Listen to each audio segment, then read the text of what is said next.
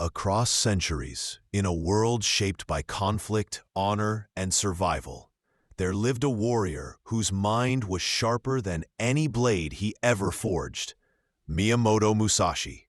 People remember him as the undefeated swordsman who triumphed in more than 60 duels, often against overwhelming odds. Yet what truly set him apart was not simply his technique, nor the strength of his arms, nor even his fearless presence. It was something deeper, something far rarer, the profound mastery of his own emotions. Musashi understood something that many of us overlook today. Victory is not won on the battlefield alone. It is won within, inside the quiet spaces of the mind, inside the storms we carry in our hearts, inside the decisions we make when no one is watching. Today we explore that inner battlefield, not to glorify violence or ancient duels, but to uncover the timeless wisdom Musashi left behind. Wisdom that speaks directly to the world we live in now, a world overflowing with stress, distraction, pressure, competition, and emotional turbulence. In this journey, you will discover not only how Musashi controlled fear, anger, attachment, and doubt, but also how you can reclaim authority over your own emotional landscape, starting now. And if you find value in these deep, transformative lessons drawn from ancient philosophy and modern psychology, consider subscribing to this channel.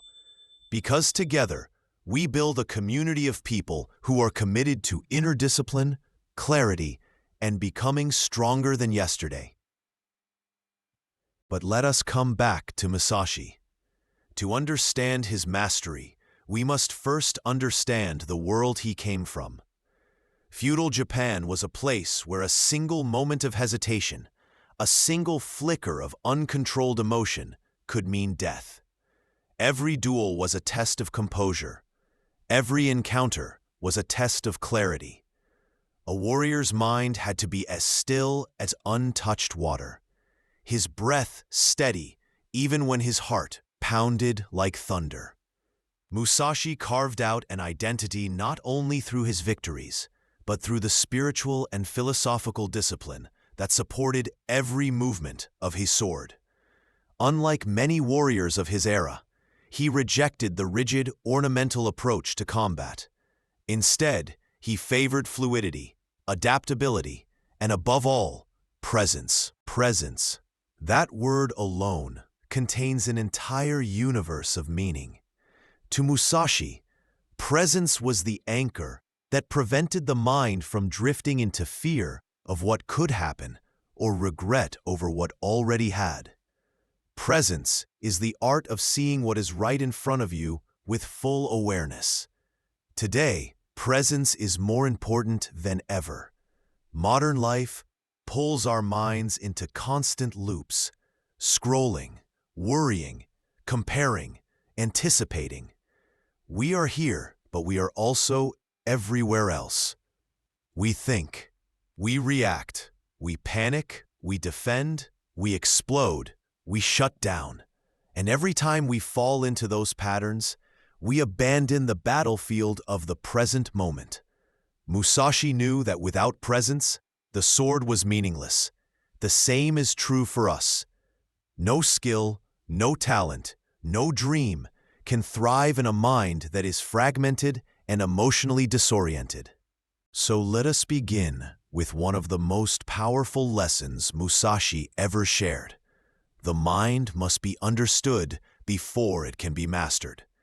Many people try to control their emotions by suppressing them, ignoring them, or pretending they don't exist.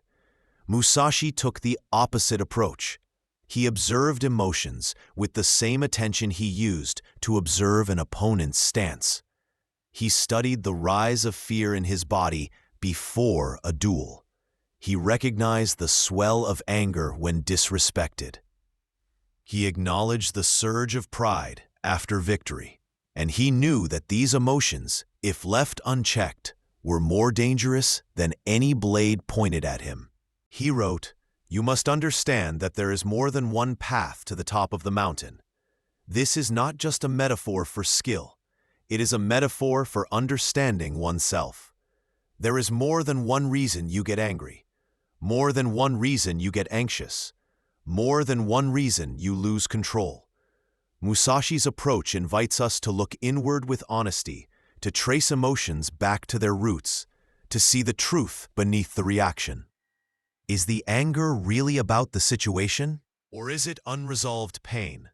Is the fear about the outcome? Or is it the fear of being inadequate? Is the stress about the task? Or is it the pressure of expectations placed upon you by others, or even yourself? To Musashi, control begins with awareness. Without awareness, you cannot see the emotional enemy approaching. Without awareness, every reaction will feel involuntary, inevitable, overpowering. That is why Musashi trained his mind to observe everything: his thoughts, his breathing, the tension in his muscles, the sounds around him, the expressions on his opponent's face, even the small details that most people would ignore. In modern terms, Musashi practiced a heightened form of mindfulness.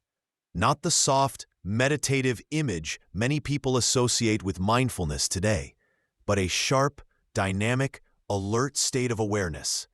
His mindfulness was forged on the edge of life and death. But you don't need a sword or a battlefield to cultivate the same skill. Try this. The next time you feel yourself about to react emotionally, pause for 3 seconds. Not 10, not 30, just 3. In those 3 seconds, take one slow breath. Feel the air entering your lungs. Observe the sensation in your chest, your shoulders, your stomach.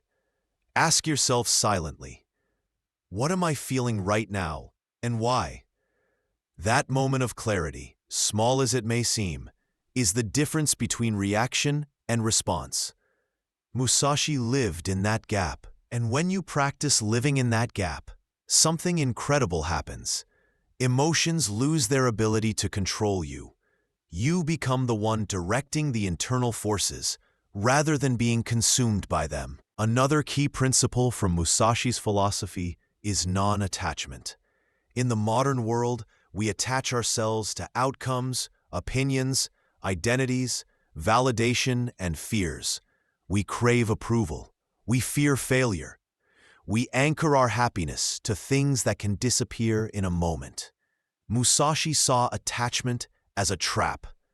Not because outcomes or identities are unimportant, but because emotional dependence weakens the mind. He believed that a warrior could not fight freely if he fought with desperation. Desperation creates tunnel vision. Tunnel vision clouds judgment. Clouded judgment leads to defeat. The same is true today. When you are attached to a specific outcome, whether it is winning an argument, impressing someone, or achieving perfection, you become emotional. When you are emotional, clarity fades. Non-attachment is not indifference. It is the ability to remain committed to the process without becoming enslaved by the result. Musashi trained himself to enter each duel with the mindset, I will give everything, but I do not fear losing, because I did not come here to cling to life. I came here to express mastery. Now translate that into your everyday life. What if you studied because you wanted to grow, not because you feared failing? What if you worked hard to improve yourself, not because you needed validation, but because you valued excellence? What if you entered conversations wanting to understand, rather than wanting to win? Emotional control becomes natural when your sense of self is no longer tied to external outcomes. But perhaps the most extraordinary aspect of Musashi's emotional discipline was his ability to transform emotional energy into action. Today, many people see emotions like anger or fear as weaknesses. Musashi did not. He saw them as raw power waiting to be shaped. Imagine a blacksmith with molten metal. Untouched, it burns and destroys. But shaped with precision, it becomes a sword. Musashi shaped his emotions through breath, awareness, and intention. Fear heightened his senses. Anger sharpened his focus. Excitement strengthened his resolve.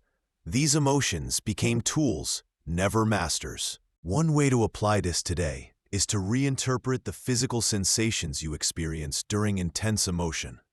For example, when you feel nervous before a presentation, your heart races, your palms sweat, your breath shortens. Many interpret these signals as danger, but physiologically, they are identical to excitement. Your body is preparing for performance. Musashi would tell you, redirect the meaning. Don't say, I am nervous. Say, my body is preparing me to be alert. The emotion does not change, but your relationship with it does. That simple shift rewires your brain's response and transforms fear into readiness. Another powerful idea Musashi embodied was embracing discomfort, not because he enjoyed suffering, but because he knew that a comfortable mind is an untrained mind. He slept outdoors, trained in harsh conditions, walked long distances, and lived without luxury. This was not self-punishment. It was emotional conditioning. By placing himself in difficult situations, he learned that discomfort is temporary and survivable. Today, discomfort is everywhere. A harsh conversation, a challenging goal, a sudden change, a painful memory, a demanding responsibility. Many run from it, but Musashi would step into it, because every step into discomfort expands emotional resilience. You don't need to live like a samurai to follow this lesson.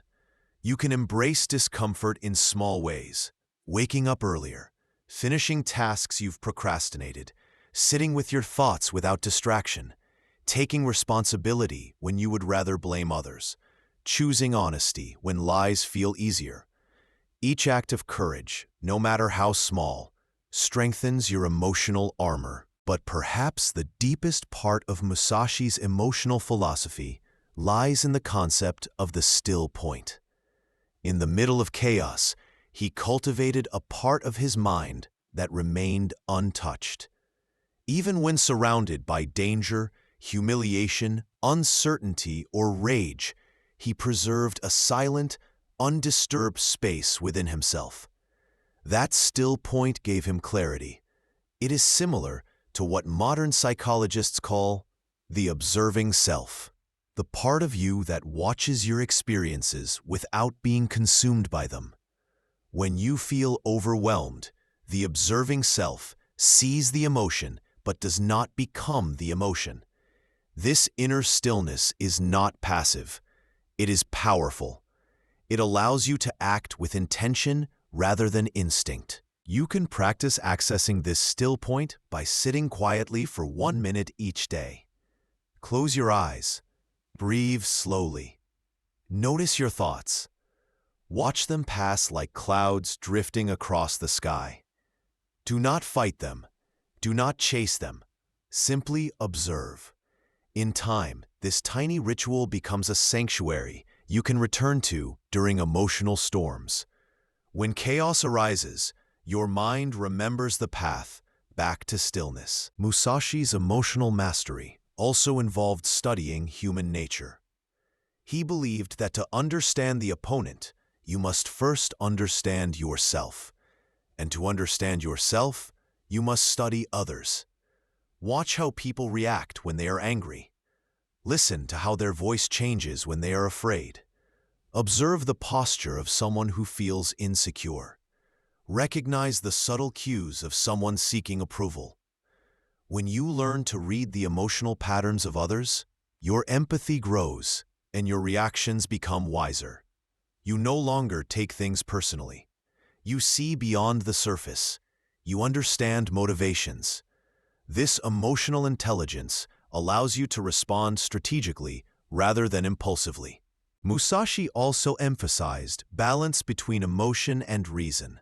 Too much emotion clouds clarity. Too much rationality destroys passion. The ideal state lies in harmony. Reason provides direction.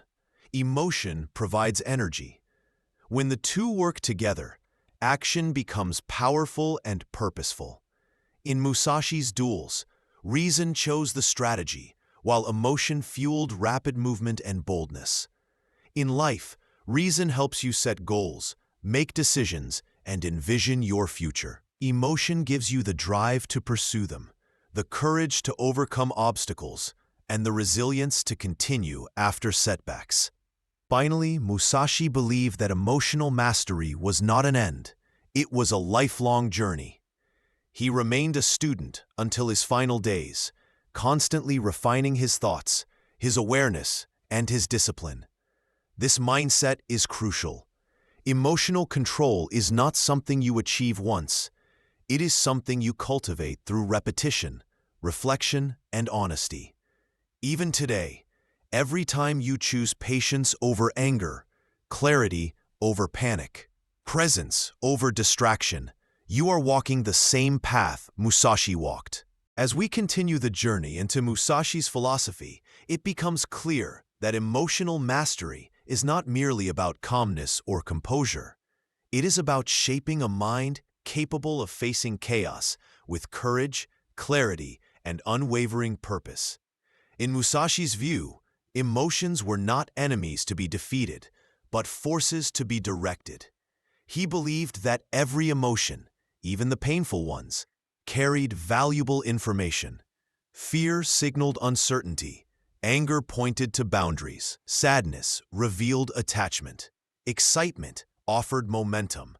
When you understand what your emotions are trying to communicate, you gain the ability to act from wisdom rather than impulse. Musashi once wrote that a warrior must see with the eyes of understanding, not the eyes of fear. This principle applies deeply to emotional control. Most people react to their feelings because they interpret emotions as threats. They feel anxiety and assume something is wrong with them. They feel anger and assume they must lash out. They feel sadness and assume life is unfair. Musashi would say, "Look again. Look beneath the emotion. What is it revealing? What is it teaching? What does it invite you to change?" This inner questioning builds emotional literacy, something Musashi practiced long before modern psychology gave it a name. Emotional literacy means recognizing not only what you feel, but why you feel it and how that feeling influences your actions. Without emotional literacy, people are easily manipulated by their own inner storms. But when you develop this skill, you become a strategist of your own emotions, able to redirect them toward clarity and purpose. Musashi also understood that emotional control rests heavily on self-discipline. Without discipline, the mind drifts. Without discipline, emotions dominate. Without discipline, purpose fades. Throughout his life, Musashi subjected himself to practices that strengthened his mind. He would train with wooden swords much heavier than real ones to build strength and resilience. He lived without luxury to avoid becoming dependent on comfort. He woke before sunrise to meditate, reflect, and prepare his mind for the day. These rituals were more than habits. They were anchors that stabilized his emotional world. Today, we can apply this principle through our own rituals. Emotional mastery begins in the morning.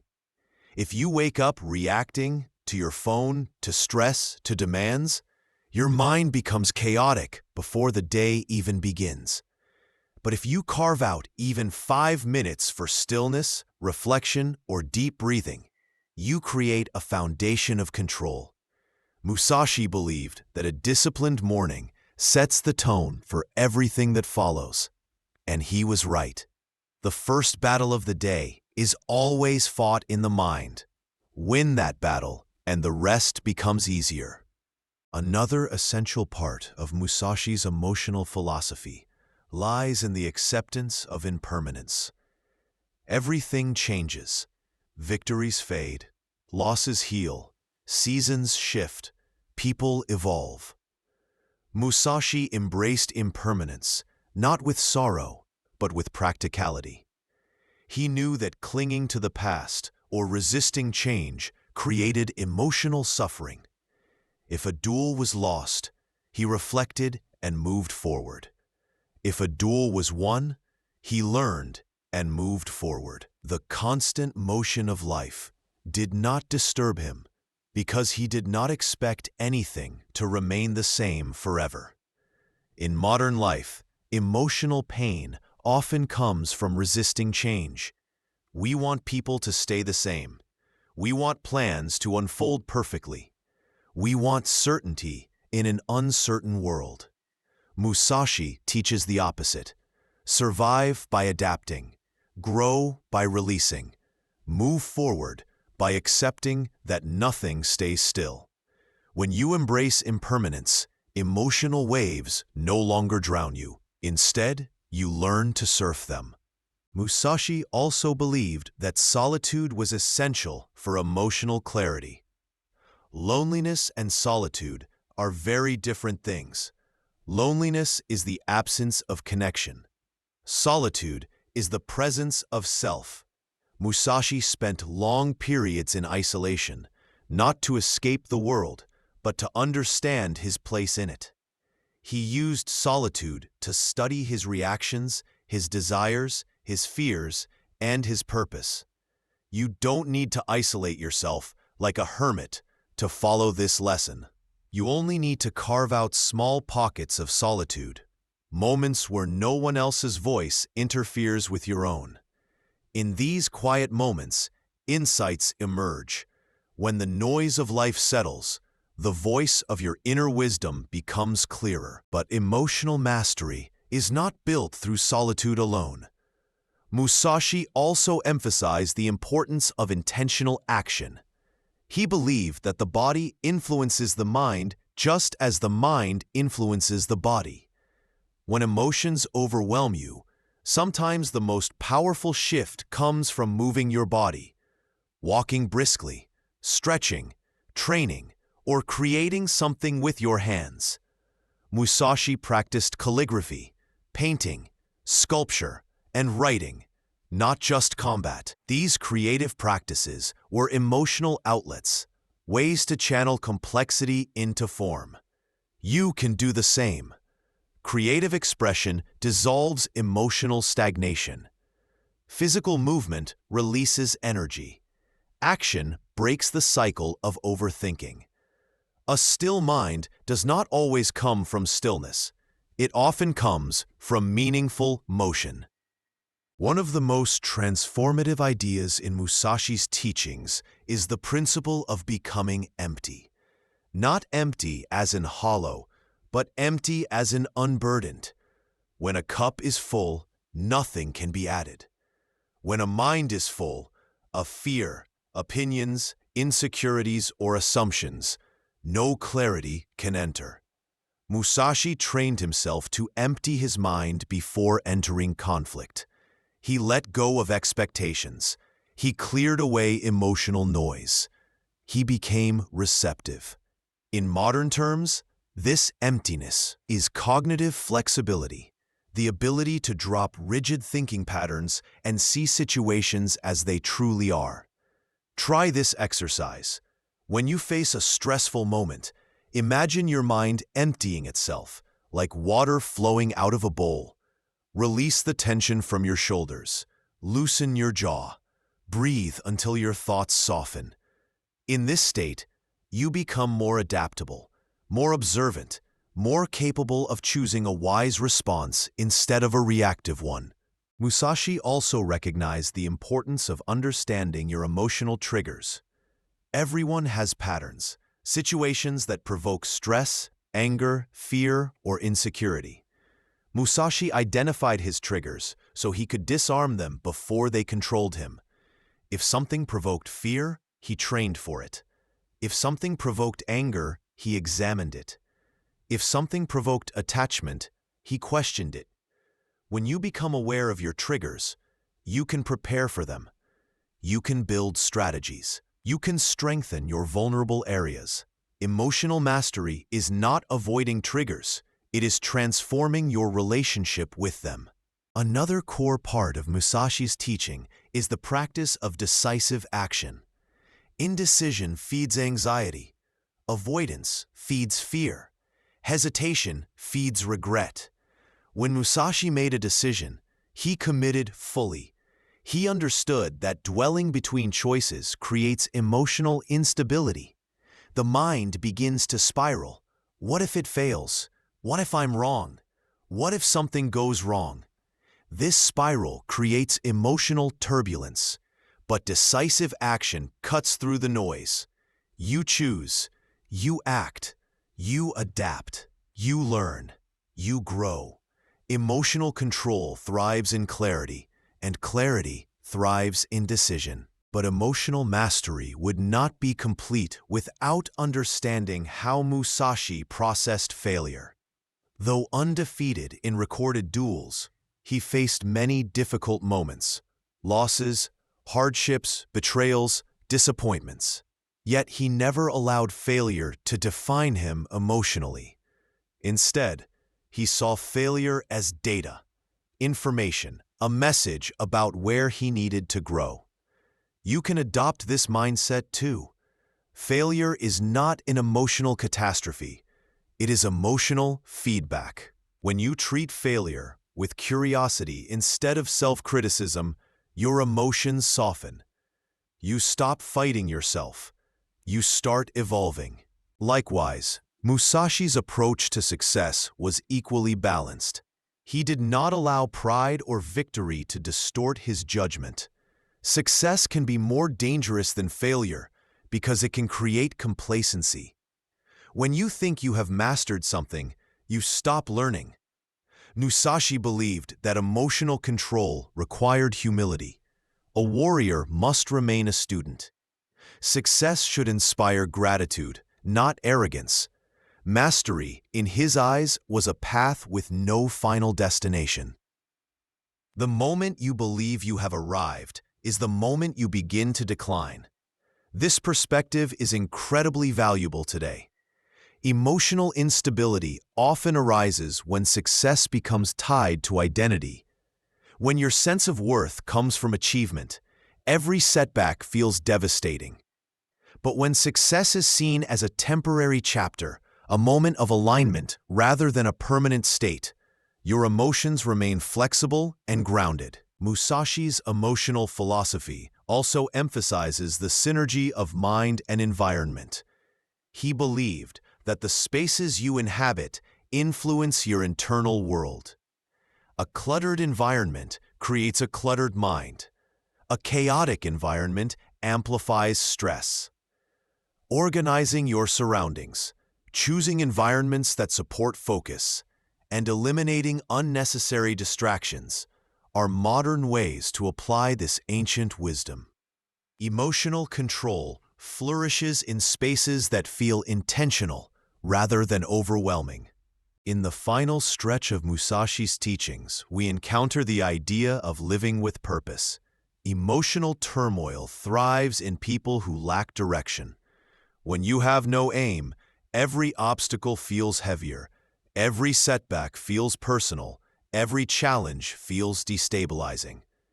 Purpose acts as a compass. It gives meaning to your struggles. It transforms emotional storms into opportunities for growth. Musashi lived with unwavering purpose to understand the way, the path of mastery. That purpose anchored him through chaos. It can anchor you too. Your purpose does not have to be monumental. It only needs to be honest. Maybe your purpose is to grow, to protect, to create, to serve, to heal, to explore, to inspire. Whatever it is, purpose gives emotion a direction. Without purpose, emotions scatter. With purpose, emotions align. As this journey nears its end, if the lessons of Musashi resonate with you, If you find yourself thinking differently about your emotions, your reactions, and your inner strength, consider subscribing to this channel.